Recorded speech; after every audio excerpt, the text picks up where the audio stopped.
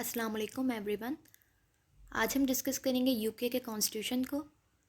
तो बेसिकली हमें ये पता होना चाहिए कि कॉन्स्टिट्यूशन होता क्या है।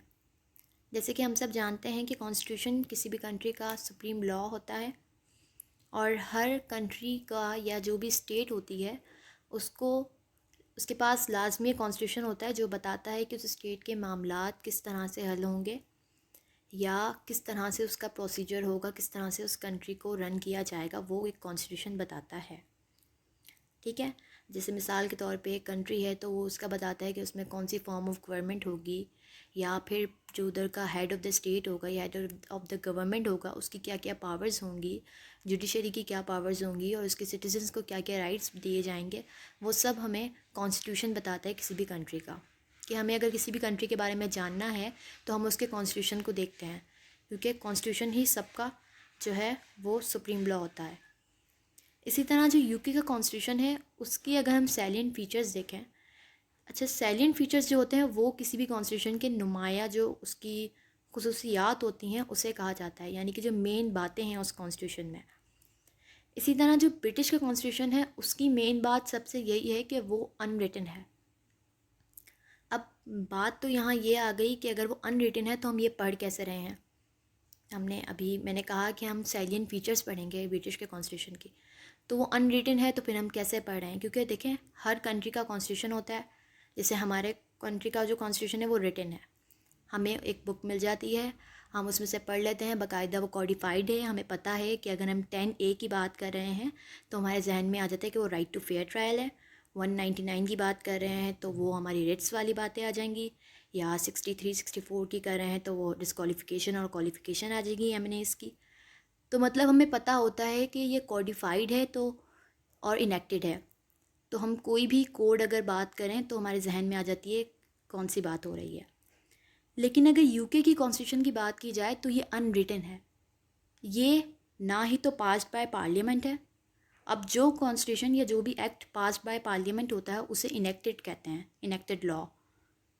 और ना ही तो ये कॉडिफाइड है। अब कॉडिफाइड किसे कहते हैं, कॉडिफिकेशन यही जो मैंने अभी आपको बताई कि जैसे अगर हम सोचते हैं 10A के बारे में या आर्टिकल 1 एक्ट के बारे में तो हमें पता होता है कि वो प्रिजन का है, या 10A है तो वो फेयर ट्रायल का है, और 8 to 28 हमें पता है कि वो फंडामेंटल राइट्स हमें बताते हैं। लेकिन अगर इसी तरह ब्रिटिश कॉन्स्टिट्यूशन की बात की जाए उसमें ऐसा कुछ नहीं है, वो अनरिटन है और उसमें एवोल्यूशनरी ग्रोथ होती रहती है। एवोल्यूशनरी ग्रोथ से मुराद ये कि वो कभी ख़त्म नहीं होता। मतलब एक कॉन्स्टिट्यूशन की एक लिमिट होती है, जैसे हमारे कॉन्स्टिट्यूशन में 280 आर्टिकल्स हैं, हमें पता है ये हमारा कॉन्स्टिट्यूशन है, सही है। इसमें कोई ना आर्टिकल्स हैं क्यों कोडिफाइड नहीं है ये, और ना ही तो कोई लिमिट है। एवोल्यूशनरी यानी कि इसकी जो नेचर है ना वो ऑर्गेनिक है। ऑर्गेनिक नेचर उस कॉन्स्टिट्यूशन की होती है जो बढ़ता रहता है, वो रुकता नहीं है। क्योंकि जो भी उसमें जो यूके में कॉन्स्टिट्यूशन में मतलब यूके में जो है वो कोई भी अगर पार्लियामेंट से एक पास हो रहा है, कोई ज्यूरिस्टिक वर्क है वो भी कॉन्स्टिट्यूशन माना जाता है, कोई जुडिशल डिसीजंस दिए गए हैं वो भी कॉन्स्टिट्यूशन माना जाता है। ये रुकता नहीं, इसे ऑर्गेनिक कहा जाता है।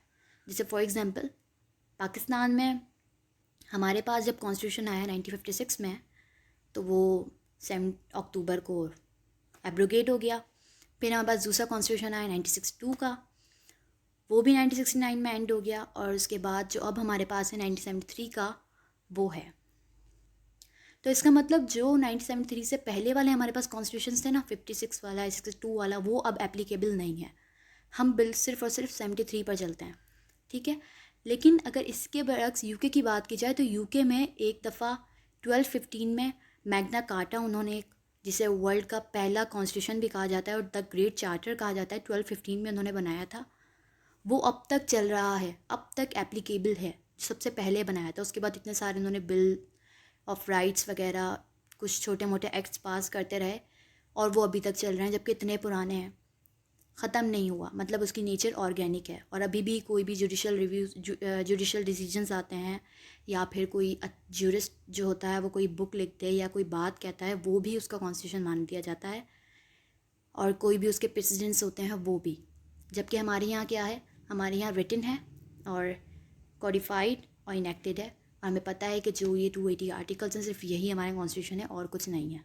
कब हो सकता है? वो जब हो सकता है हमारे पास जब वो अमेंड हो जाए। तो इसी तरह जो ये फ्लेक्सिबिलिटी की भी बात यहाँ पे आ जाती है। फ्लेक्सिबिलिटी किस तरह कि हमारे कॉन्स्टिट्यूशन में अगर हमें चेंजिंग लानी भी है तो हमें उसे अमेंड करना पड़ेगा। तो जब भी फ्लेक्सिबिलिटी के लफ्ज़ आ जाए ना, कि कभी अक्सर आपके पास ये साइलेंट फीचर्स में आपको लिखना होता है कि एक कॉन्स्टिट्यूशन जो होते हैं वो दो तरह के होते हैं, एक रिजिड और दूसरा फ्लेक्सिबल। कॉन्स्टिट्यूशन या तो रिजिड होगा या फ्लेक्सिबल होगा, ऐसे होता है। अब जबकि यूके का कॉन्स्टिट्यूशन अनरिटन है तो इससे यही पता चल रहा है जब कॉन्स्टिट्यूशन ही अनरिटन है तो वो फ्लेक्सिबल भी होगा।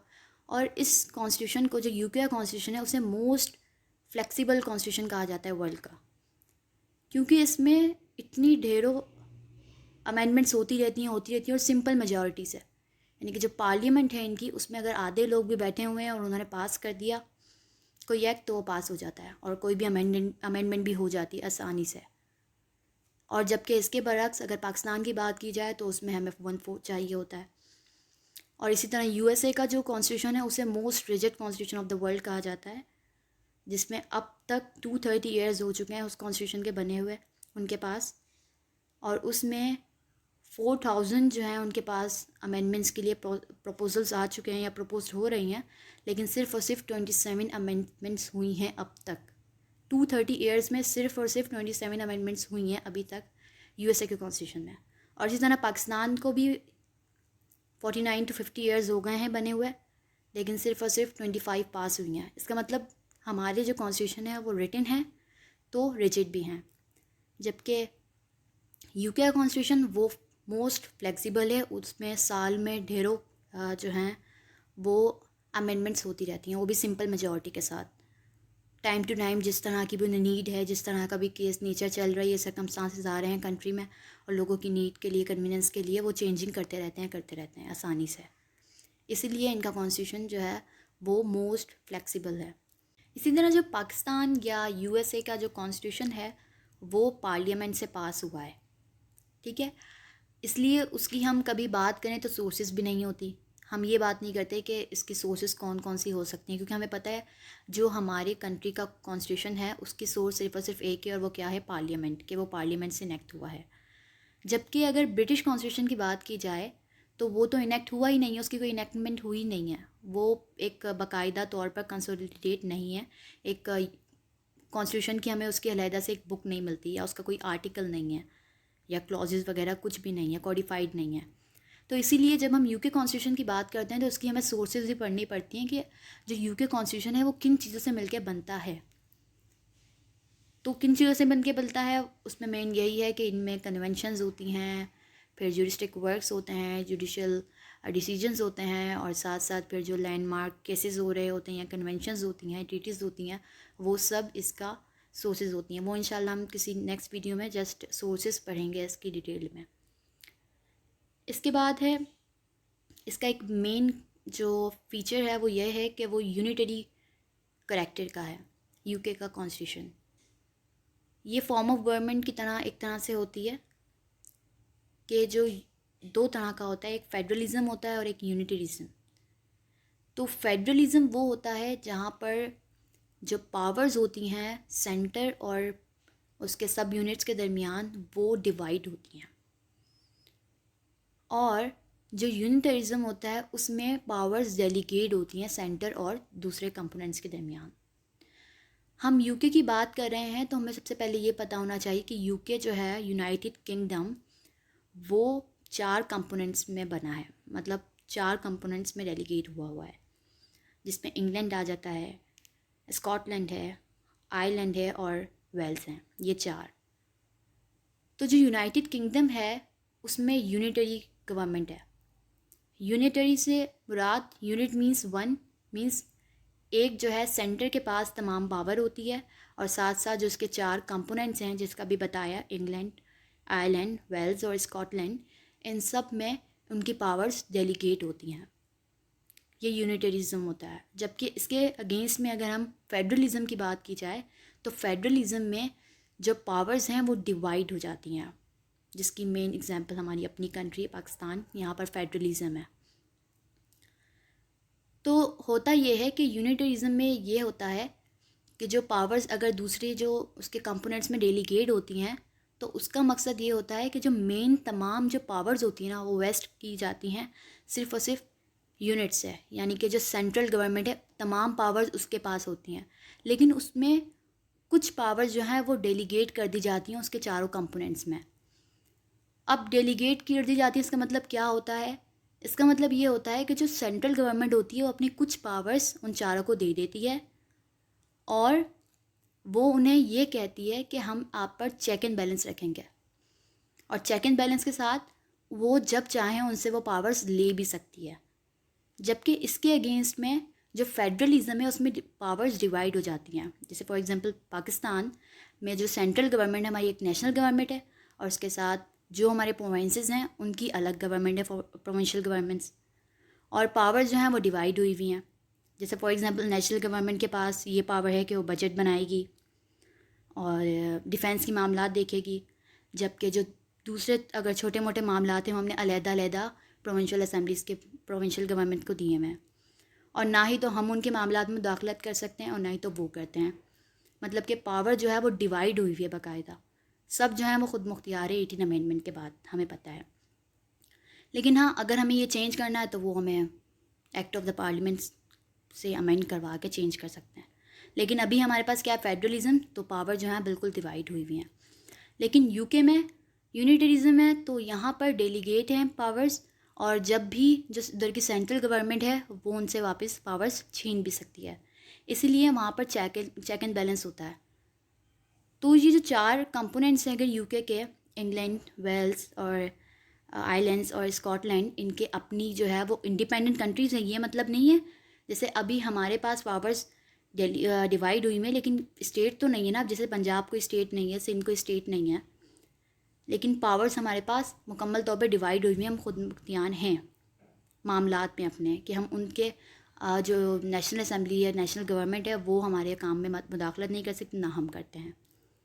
लेकिन वहाँ ये होता है कि वो भी बिल्कुल इंडिपेंडेंट स्टेट्स हैं, जैसे स्कॉटलैंड या आयरलैंड वगैरह इंडिपेंडेंट स्टेट्स हैं, लेकिन फिर भी उनसे पावर किसी भी टाइम छीनी जा सकती है क्योंकि वो पावर्स उनको डेलीगेट हुई हुई हैं। तो ये जो है ब्रिटिश कॉन्स्टिट्यूशन का मेन एक फ़ीचर है। तो फिर जो यहाँ पर लेजिस्लेशन होती है वो जस्ट वन होती है, और जो वेस्ट है यूनिटरी कैरेक्टर्स है, जबकि जो उसके दूसरे कंपोनेंट्स हैं जैसे कि इंग्लैंड, स्कॉटलैंड और वेल्स और आयरलैंड, ये सब उसके एडमिनिस्ट्रेटिव यूनिट्स होते हैं, यानी कि जो सबऑर्डिनेट यूनिट्स होते हैं ना, वो ऑटोनॉमस नहीं होते हैं। जैसे हमारे यहाँ है कि प्रोविंशियल असेंबली अपनी मर्ज़ी से जिसका जो दिल करता है वो एक्ट बना सकती है और एप्लीकेबल कर सकती है। ये भी यहाँ कर सकते हैं जस्ट, लेकिन अपनी एडमिनिस्ट्रेशन के लिए। अगर उन्हें अपने जो स्टेट के अंदर एडमिनिस्ट्रेशन करनी है उसके लिए वो अपने जो है लॉ मेकिंग कर सकते हैं। लेकिन जो लेजिस्लेशन होगी पूरी स्टेट की, पूरे यूके की, वो एक ही होगी, जो पार्लियामेंट होगी। ठीक है। इसी तरह इसका एक नेक्स्ट जो है वो फीचर वो ये है कि पार्लियामेंट्री फॉर्म ऑफ गवर्नमेंट है यहाँ पर मेन। तो फिर पार्लियामेंट्री फॉर्म ऑफ गवर्नमेंट हमारी कंट्री में भी है, और यहाँ यूके में भी पार्लियामेंट्री फॉर्म ऑफ गवर्नमेंट, जबकि यूएसए में प्रेसिडेंशियल फॉर्म ऑफ गवर्नमेंट है। तो जब हम पार्लियामेंट्री फॉर्म ऑफ गवर्नमेंट की बात करते हैं तो इट मीन्स कि जो पार्लियामेंट होती है वो उस कंट्री में सुप्रीम होती है। अगर किसी कंट्री की जो फॉर्म ऑफ गवर्नमेंट है वो पार्लियामेंट है, पार्लियामेंट्री है, और जहाँ प्रेसिडेंशियल होती है वहाँ हमें पता है कि प्रेसिडेंट जो है वो सुप्रीम होता है, उसके पास तमाम पावर्स होती हैं। तो किसी भी मुल्क में एक हेड ऑफ़ स्टेट होता है और एक हेड ऑफ़ गवर्नमेंट होता है। तो जहाँ पर प्रेसिडेंशियल फॉर्म ऑफ गवर्नमेंट होती है वहाँ पर दोनों हेड ऑफ़ स्टेट और हेड ऑफ़ गवर्नमेंट वो सब सिर्फ और सिर्फ पावर एक बंदे के पास होती है, वन मैन आर्मी होती है वो। और वो कौन होता है? प्रेसिडेंट। वो ही अपनी कैबिनेट बनाता है अपनी मर्ज़ी से, उसके पास तमाम पावर्स होती हैं, उधर पीएम का कोई है ही नहीं कॉन्सेप्ट। ठीक है। इसी तरह जो पार्लियामेंट्री फॉर्म ऑफ गवर्नमेंट है उसमें तमाम पावर्स पार्लियामेंट के पास होती है, और यहाँ पर जो यूके है वो ट्राई चैम्बर है, यानी कि तमाम पावर्स जो हैं वो 3 चैम्बर्स में डिस्ट्रीब्यूट हैं एक तरह से, जिसमें सबसे पहले आता है क्राउन। अब मेन बात यूके कॉन्स्टिट्यूशन की और यूके की यहाँ ये है कि यहाँ पर मोनार्की का निज़ाम है। मतलब जब भी हम यूके की बात करें तो यहाँ पर चलता है बादशाही निज़ाम, जिसे मोनार्की कहा जाता है। तो जो क्राउन है वो 2 हो सकते हैं, एक तो या फिर किंग हो सकती है, जो मेल होगा वो किंग होगा और जो फीमेल होगी वो क्वीन होगी। तो जो क्राउन है वो मोनार्की सिस्टम पर रखता है, यानी कि जो बादशाहत होती है, बादशाही निज़ाम चलता आ रहा होता है, वो एक ये होता है। सेकंड चैम्बर इसका होता है हाउस ऑफ लॉर्ड्स पर। तो हाउस ऑफ लॉर्ड्स वो लोग होते हैं जो नोबल पीपल पर होती है गवर्नमेंट, जिसे हम एरिस्टोक्रेसी भी कहते हैं। जैसे हमारे यहाँ जो हमारी पार्लियामेंट है वो बाई कैमरल है, मतलब हमारे भी ऐसा ही है कि एक नेशनल असेंबली और एक सेनेट है। और नेशनल असेंबली जो है वो पॉपुलेशन के बेस पर आती है, और जो सेनेटर्स हैं वो हमें सेनेट इक्वल रिप्रेजेंटेशन शो करते हैं। जबकि यहाँ पर जो पार्लियामेंट है वो भी दो हाउसेस में डिस्ट्रीब्यूट है, एक हाउस ऑफ लॉर्ड्स होते हैं और एक हाउस ऑफ कॉमन होते हैं। तो जो हाउस ऑफ लॉर्ड्स होते हैं वो एरिस्टोक्रेसी पर आते हैं, यानी कि जो मोस्ट नोबल पीपल होते हैं उस स्टेट के, वो हाउस ऑफ लॉर्ड में होते हैं यूके में, और जो हाउस ऑफ कॉमन में होते हैं वो आम बंदे होते हैं जो इलेक्ट होकर आते हैं। और जो क्राउन होते हैं वो तो मोनार्क जो उनके शुरू से चलता हुआ आ रहा है लॉ ऑफ सक्सेशन के तौर पर, वो क्राउन रहता है मेन, जिसका जो किंग होता है सारी पावर्स उसके पास होती हैं पार्लियामेंट उधर यूके में, ये कहा जाता है, मतलब थ्योरी में है। उसके बरक्स जो हाउस ऑफ लॉर्ड्स होते हैं वो सिलेक्टेड बंदे होते हैं, और वो सिलेक्टेड किसके, जो क्राउन होता है वो हाउस ऑफ लॉर्ड्स के मेंबर को सिलेक्ट करता है। और जो हाउस ऑफ लॉर्ड्स के मेंबर होते हैं वो कोई आम बंदे नहीं होते कंट्री के, वो भी बहुत नोबल पीपल होते हैं। जैसे कि हमने पढ़ा है कि एरिस्टोक्रेसी उस गवर्नमेंट को कहते हैं, government by the noble people, तो वो नोबल पीपल होते हैं। और उसमें 7 किस्म के मेंबर्स होते हैं जिन्हें पेयर्स कहा जाता है। उसमें ज़्यादातर जो लॉर्ड्स होते हैं उनको वो लोग होते हैं जिन्होंने कोई अच्छा काम किया होता है यूके में। जैसे फॉर एग्जांपल कुछ हेरिडेटरी भी होते हैं जो उनके हेरिडेटरी में चलते हुए आ रहे हैं वो, या फिर प्रिंस ऑफ रॉयल ब्लड्स भी होते हैं, जो रॉयल ब्लड जो शाही खून जिसका है, और वो उसे उसमें बिठा दिया जाता है हाउस ऑफ लॉर्ड्स में। और साथ साथ पेयर्स होते हैं, स्कॉटलैंड और आयरलैंड के कुछ लोगों को बिठाया जाता है, और साथ उनमें लॉर्ड्स स्पिरिचुअल लॉर्ड्स भी होते हैं उनके, जिन्हें बाइसेप्स भी कहा जाता है, मतलब कि जो वहाँ के चर्च वगैरह होते हैं उसके जो बड़े होते हैं ना, उनको भी हाउस ऑफ लॉर्ड में मेंबर बनाया जाता है। जबकि इसके अगेंस्ट अगर देखा जाए हाउस ऑफ कॉमन्स में, तो हाउस ऑफ कॉमन में आम बंदे होते हैं जो इलेक्शन के थ्रू आते हैं। इसलिए यूके की गवर्नमेंट, यूके कॉन्स्टिट्यूशन को कहा जाता है कि इसमें मिक्स्ड गवर्नमेंट है। जैसे हमारे यहाँ है कि डेमोक्रेसी पर होगा सारा काम, हमारे यहाँ ये होता है कि जो प्राइम मिनिस्टर है वो इलेक्ट होकर आता है, मतलब गवर्नमेंट जो है वो by the people, to the people, for the people होती है। जबकि यहाँ पर अगर क्राउन की बात की जाए तो क्राउन जो है वो तो मोनार्की सिस्टम पर चल रहा है, बादशाही निज़ाम, जो उनकी जो थ्रोन जो चलता आ रहा है। जबकि अगर हाउस ऑफ लॉर्ड्स की बात की जाए तो वहाँ पर सिर्फ और सिर्फ सिलेक्टेड पीपल होते हैं, और वो भी जो क्राउन सेलेक्ट करता है उन्हें, वो भी लॉर्ड्स जो बड़े, वो भी कोई पहुँचे हुए लोग होते हैं, कोई आम बंदे नहीं होते, तो वो सिर्फ नोबल पीपल। और जो डेमोक्रेसी किस पर चल रही है, जो हाउस ऑफ कॉमन होते हैं वहाँ पर लोग इलेक्ट होकर आते हैं। इसलिए यूके कॉन्स्टिट्यूशन में कहा जाता है कि इधर मिक्स गवर्नमेंट है, कोई एक गवर्नमेंट नहीं है।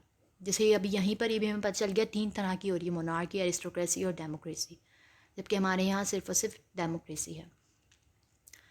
तो जो पार्लियामेंट है उधर वो सुप्रीम है, इसलिए इसे पार्लियामेंट्री फॉर्म ऑफ गवर्नमेंट कहा जाता है यूके की गवर्नमेंट को, क्योंकि जो सॉवरेनिटी है वो सिर्फ और सिर्फ पार्लियामेंट को दी गई है। जबकि ये जो है वो प्रैक्टिस में होता है, वरना थ्योरी में सब जगह ये लिखा गया है कि जो सॉवरेनिटी है वो सिर्फ और सिर्फ बिलोंग्स टू किंग। जबकि हमारे यहाँ क्या होता है, हम ये कहते हैं कि जैसे कि हमारे ऑब्जेक्टिव रेजोल्यूशन जो प्रेम्बल है हमारे कॉन्स्टिट्यूशन का, वो कहता है कि sovereignty belongs to almighty Allah, but यहाँ पर कहा जाता है sovereignty belongs to king only, सिर्फ और सिर्फ किंग, कि king can do no wrong और किंग नेवर डाइज, इस तरह की ये बातें होती हैं, और king does nothing kind of, कि जो किंग है वो ही सब कुछ है, यहाँ ये कहा जाता है। लेकिन अब जब हाउस ऑफ लॉर्ड्स में एक एक्ट बना दिया गया जो कि पार्लियामेंट ने पास किया, उसके बाद हाउस ऑफ लॉर्ड्स की भी पावर्स कम कर दी गई, और जो है क्राउन की भी। यही डाइवर्जन है इसकी जो प्रैक्टिस और थ्योरी में सब जगह ये लिखा गया है, और जो कन्वेंशंस के तौर पर भी स्टार्टिंग में है कि वहाँ पर बस बादशाही निज़ाम है, जो किंग चाहेगा वही होगा। जैसे हमारे यहाँ प्रेसिडेंशियल में होता है प्रेसिडेंट जो हमारे यहाँ पार्लियामेंट्री फॉर्म ऑफ गवर्नमेंट है, प्रेसिडेंट की कोई इतनी पावर्स होती नहीं है ख़ास, बस वो सेरेमोनियल जो हमारी छोटी मोटी रस्में होती हैं उनमें रस्मों रिवाजात में ही बस वो काम करता है, या बस थोड़ी थोड़ी ओथ्स लेनी होती है, उसकी मेन कोई पावर्स नहीं होती। इसी तरह क्राउन का है, वहाँ पर अब पार्लियामेंट सुप्रीम है, क्योंकि पार्लियामेंट जो है वो इलेक्ट होकर आती है और पार्लियामेंट में ऐसे एक्ट्स बन गए हैं जो खुद क्राउन की पावर्स को भी कम कर दिए गए हैं। और मेन बात यह है कि जो पार्लियामेंट इस तरह भी सुप्रीम है कि जो हाउस ऑफ कॉमन है उधर, उसमें से ही उधर का प्राइम मिनिस्टर बनता है, और तमाम पावर्स अब प्राइम मिनिस्टर के पास हैं यूके में, क्योंकि वो हाउस ऑफ कॉमन से मिलके बनता है और तमाम पावर्स भी उसी के पास हैं। और लेकिन वो नाम जो होता है, वो कोई भी काम करता है वो तो in the name of king करता है, लेकिन किंग जो है वो कुछ भी नहीं कर सकता without the advice of his ministers. तो ये मेन बात है कि किंग जो है वो थ्योरेटिकल तो लिखा है कि वो सारी पावर्स किंग के पास है, लेकिन जो प्रैक्टिस में और कन्वेंशंस में चलता आ रहा है वो ये कहता है कि जो सारी पावर्स हैं पीएम के पास है, प्राइम मिनिस्टर के पास, जो इलेक्ट होकर आएगा, जो यूके के जो सारे सिटीजन्स हैं उसे इलेक्ट करेंगे, मतलब जो हाउस ऑफ कॉमन में जाएगा, फिर वहाँ से प्राइम मिनिस्टर बनेगा और वही कैबिनेट बनाएगा और वही सारे काम करेगा, लेकिन in the name of king और क्वीन और द क्राउन। यहाँ तक कि जो हाउस ऑफ कॉमन अगर डिज़ोल्व हो जाती है ना, जस्ट हाउस ऑफ कॉमन, तो फिर पूरी की पूरी पार्लियामेंट डिज़ोल्व कहलाई जाती है। इतनी जो है वो पार्लियामेंट सुप्रीम है। और ये भी कहा जाता है कि पार्लियामेंट कैन डू एनीथिंग, लेकिन वो किसी मर्द को औरत नहीं बना सकती, औरत को मर्द। इस तरह की एक इन्होंने ये बात बहुत दफ़ा जो है ज्यूरिस्ट कहते हैं। यहाँ तक कि वो छोटा से छोटा कोई भी कानून बना सकती है, और बिल्कुल बेकार भी, क्योंकि वहाँ पे सिंपल मेजॉरिटी चलती है। कोई भी किसी भी किस्म का इरेशनल जिसे कहते हैं वो भी कानून, इमोरल कानून भी बना देते हैं, वो उनको कोई मसला ही नहीं होता। जस्ट लाइक मेल मैरिजेस और जो लेस्बियन मैरिजेस होती हैं वो भी वहाँ पर अगर कानून बन जाए तो आराम से बन सकता है और इम्प्लीमेंट भी हो सकता है, ना ही तो जुडिशरी जो है इनके मामलात में पड़ सकती है। इस हद तक जो पार्लियामेंट है वो सुप्रीम है। और यहाँ तक कि पार्लियामेंट जो है वो अगेंस्ट द किंग भी कोई भी कानून बना सकती है और किंग भी कुछ नहीं कर सकता। इतनी पार्लियामेंट जो है वहाँ पर सुप्रीम है। मिक्स कॉन्स्टिट्यूशन में यही कि जो ब्रिटिश का कॉन्स्टिट्यूशन है मिक्सड है, क्योंकि हमने पढ़ा कि वो मोनार्की भी है उधर क्राउन की, उसमें कि क्राउन एक किंग और क्वीन होता है, और साथ एरिस्टोक्रेसी किस तरह के हाउस ऑफ लॉर्ड्स में नोबल पीपल बैठते हैं, और डेमोक्रेटिकल किस तरह के जो हाउस ऑफ कॉमन है वो वहाँ पर इलेक्टेड बनते आते हैं।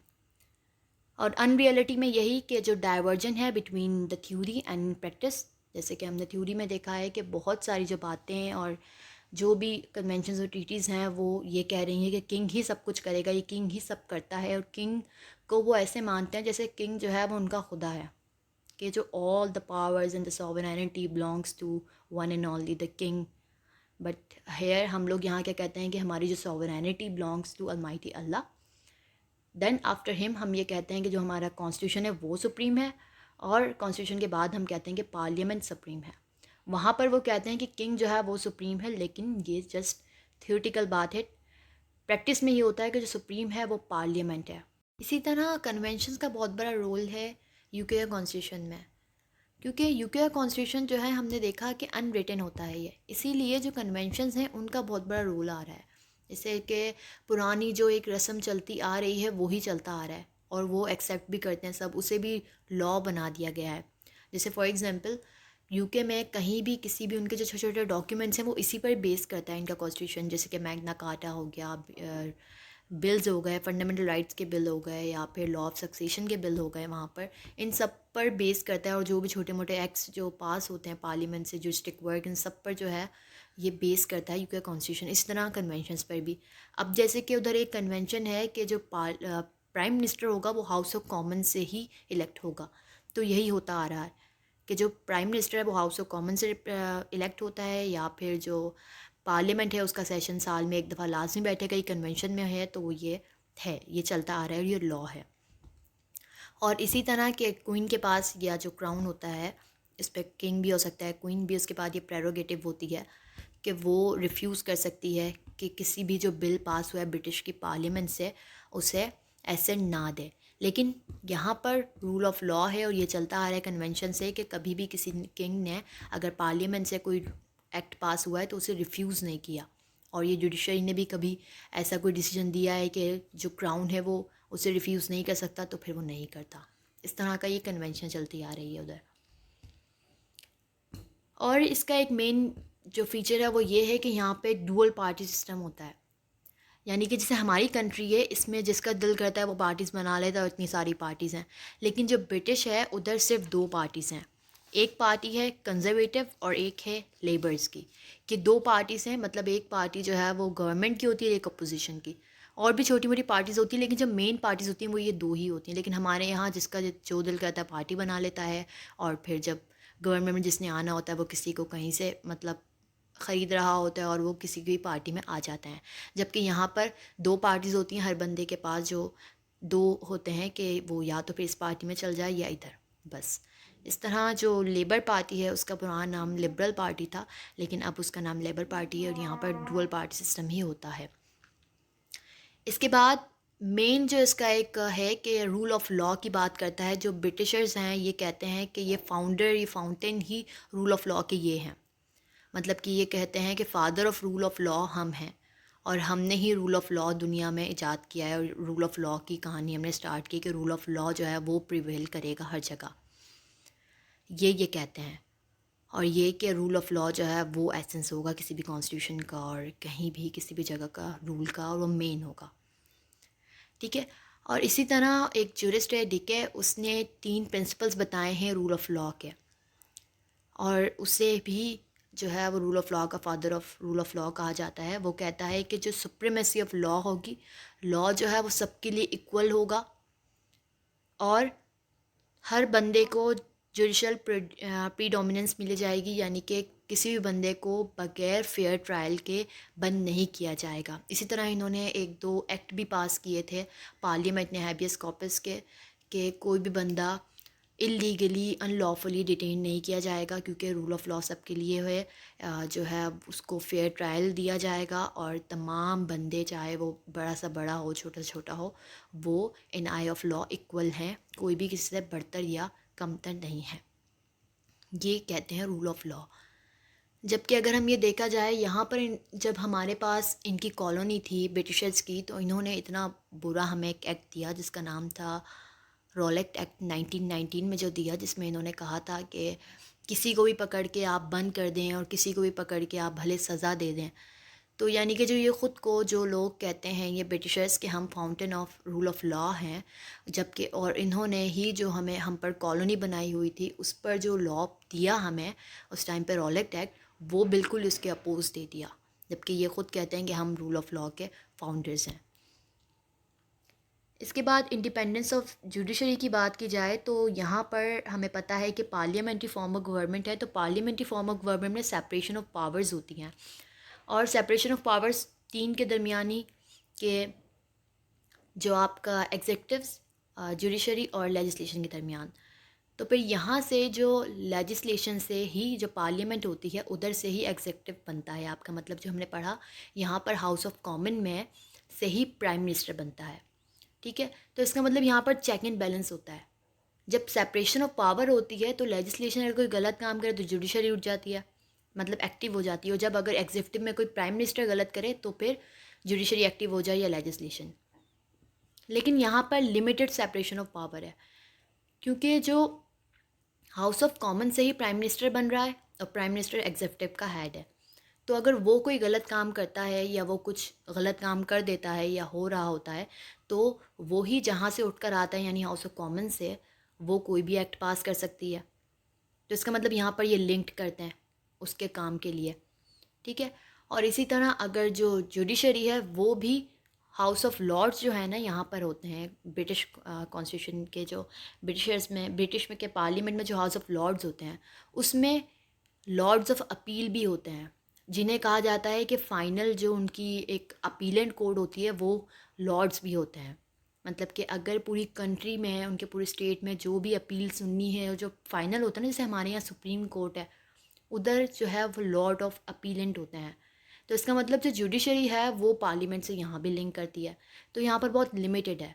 लेकिन जुडिशरी जो है वो इंडिपेंडेंट है, क्योंकि उन्हें बहुत सी चीज़ों में इम्यूनिटी दी गई है, और साथ साथ ये कि जो फंडामेंटल राइट्स हैं सिटीजन्स के, वो मुकम्मल तौर पे गार्डियन होती है उसकी।